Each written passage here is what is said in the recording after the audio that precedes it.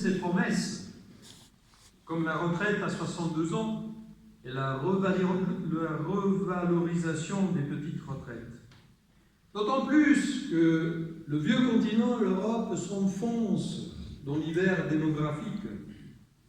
Parce que ça fait 4 décennies, pas depuis hier, ça fait 4 décennies que les taux de natalité en Europe ont chuté au-dessous de 2 enfants par femme.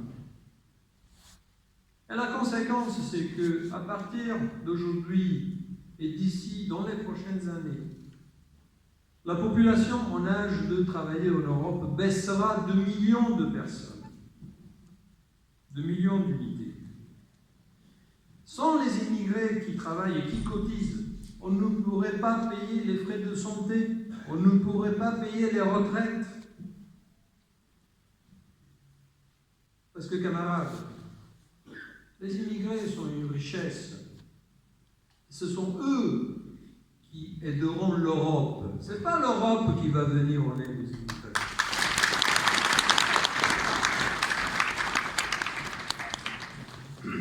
La grande bourgeoisie sait tout cela, mais laisse libre cours aux idées racistes, aux campagnes sécuritaires, pour assurer son électorat, pour assurer sa base sociale, petite bourgeoise, et les couches propriétaires des vieilles métropoles, qui ont peur des migrants, qui ont peur pour leurs petites propriétés. Ainsi, les migrants deviennent le bouc émissaire de tous les maux de la mondialisation, pour tous les maux de la mondialisation. Précisément parce qu'ils ont moins de défense. Et ça ne sert à rien de s'indigner contre le cynisme des exploiteurs.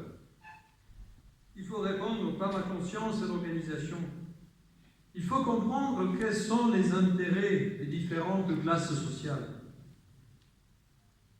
et défendre les intérêts de la classe ouvrière, de notre classe à nous, en partant de l'unité de cette classe. Donc, contre la préférence nationale, contre l'Europe qui protège, qui va se faire sur le dos des travailleurs et des migrants. Nous revendiquons la liberté de mouvement de la force de travail, sans aucune restriction. Nous revendiquons l'accueil de tous les migrants, sans aucune discrimination. Non seulement par un sentiment d'humanité, mais parce que les migrants font partie de notre classe. Et diviser la classe, de dire l'affaiblir, c'est le deuxième fait simple. Être internationaliste, être pour la classe, ça veut dire être contre le racisme, contre toute discrimination, sur la base de la couleur de la peau, de la confession religieuse, de la nationalité. Parce que sinon, le capital pourra mettre en concurrence les travailleurs autochtones avec les travailleurs immigrés et vice-versa. Et les salaires et les conditions de travail deviendront la variable d'ajustement de la restructuration européenne. Alors, rappelons le mot d'ordre du syndicat américain IWW, Industrial Workers of the World, au début du XXe siècle. La concurrence sur le marché du travail est la cause principale des bas salaires. Luttez, étudiez, organisez-vous. Et il y a intérêt, parce que la restructuration européenne avance en France. Le camarade Font-Louis en a parlé. On a vu des réformes du marché du travail. On a vu la réforme des contrats de travail à la SNCF l'année dernière. Toutes ces réformes visent à réduire les protections des travailleurs afin d'augmenter la concurrence entre les travailleurs. Ils préparent maintenant d'autres réformes, celle de l'assurance chômage, celle des retraites. La restructuration avance donc et va sans doute s'accélérer. Alors la réponse des travailleurs doit être davantage de lutte, d'études, d'organisation. Ce qui est en train de se produire dans le secteur automobile, que je connais bien parce que j'y travaille, avec l'arrivée du véhicule électrique, c'est emblématique. On l'appelle l'électrochoc. Le changement de paradigme, il s'agit d'une transformation technologique, bien sûr. Mais non seulement, c'est une véritable guerre technologique combattue à coups de centaines de milliards. D'ici les prochaines années, d'ici les prochaines 8 années, les grands groupes de l'automobile investiront 300 milliards de dollars, soit 10 fois plus que sur la période précédente. Ce à quoi il faut ajouter les investissements nécessaires aux infrastructures, la construction d'un réseau de bornes de recharge, la construction de réseaux électriques intelligents. Selon les estimations, on parle d'un montant global d'investissement de 1000 milliards de dollars. Et la bataille a commencé pour le financement et le partage de cet immense gâteau. Une bataille qui mobilise les lobbies, les centres d'études, les gouvernements, les municipalités, les partis politiques, qui mobilise les gilets jaunes en France, la France des banlieues résidentielles qui dépendent de l'automobile et qui se voient menacées, et qui mobilise les gilets verts, les idéologies écologistes. Il y a intérêt à connaître les intérêts en jeu pour ne pas se faire utiliser. La Chine est depuis plusieurs années le premier marché automobile mondial. L'Eldorado des grands groupes automobiles. Il y a quelques années, la Chine était désignée comme le plus grand pollueur du monde. Et aujourd'hui, elle passe à l'offensive. Elle dit, maintenant, je vais faire le véhicule électrique. Elle est devenue la championne des autos propres et intelligentes. Et donc, elle prend à contre-pied tous les autres, les groupes européens, américains, qui sont obligés de s'adapter. Et les salariés aussi seront impliqués dans cette guerre technologique. Parce qu'un moteur électrique nécessite beaucoup moins de composants qu'un moteur thermique. Et donc des dizaines de milliers d'emplois sont menacés en Europe. De surcroît, le cœur d'un véhicule électrique n'est pas tant le moteur, mais plutôt la batterie. Et c'est aujourd'hui l'Asie qui détient le monopole de la production des batteries. Et alors, plusieurs voix se lèvent en Europe pour réclamer la création d'un champion européen de la batterie électrique, un véritable Airbus des batteries, pour défendre l'autonomie technologique de l'Europe face à l'Asie et face à la Chine. Il est évident que ces problèmes ne sont pas nationaux, non. Il est évident que ces problèmes ne peuvent pas être abordés dans le cadre de chaque différente entreprise. Seule une organisation syndicale internationale, au moins au niveau européen, peut y faire face.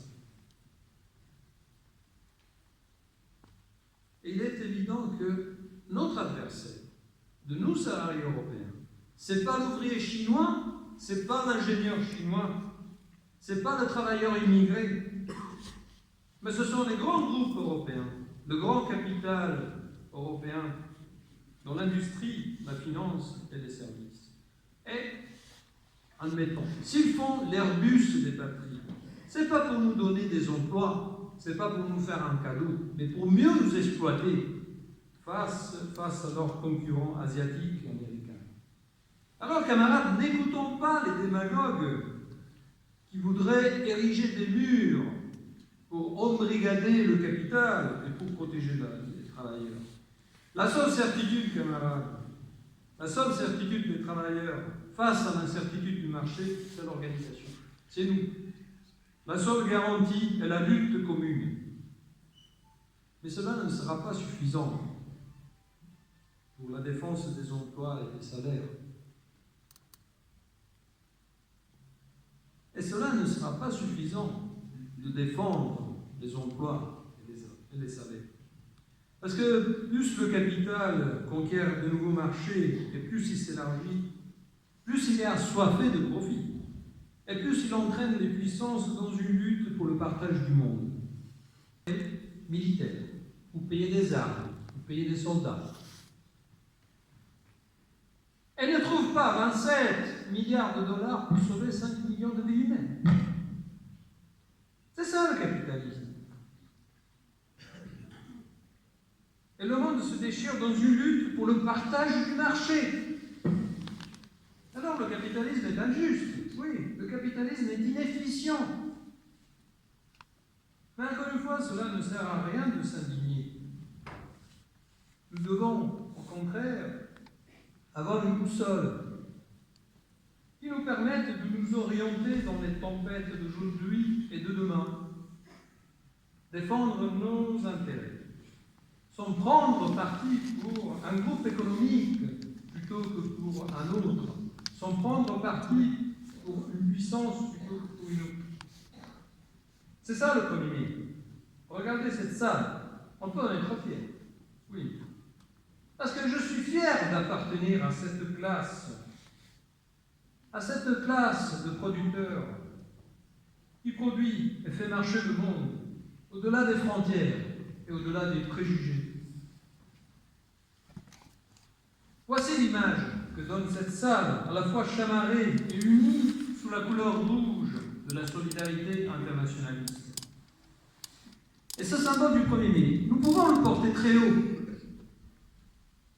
Parce qu'aujourd'hui, dans cette salle, ce soir, nous avons fait plus qu'organiser un simple meeting.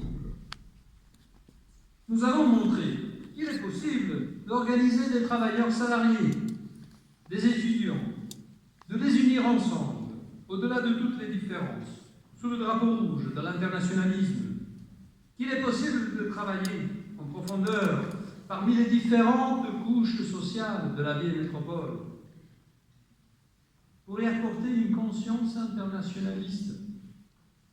Aujourd'hui, à Paris et dans d'autres capitales de cette vieille Europe, là où une minorité internationaliste, une avant-garde internationaliste travaille, le souffle du monde peut dissiper le brouillard de la confusion, déchirer le voile de la peur, du repli sur soi.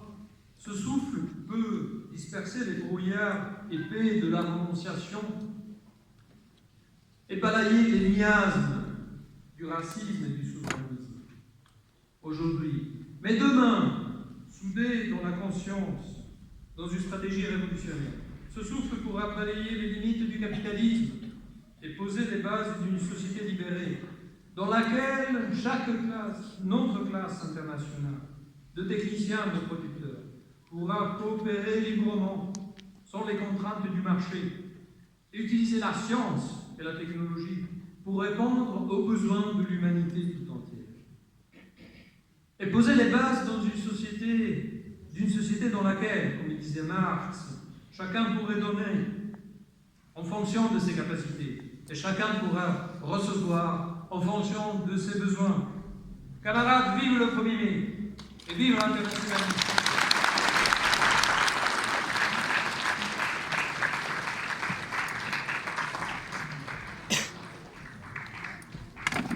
Ainsi s'achève notre meeting internationaliste.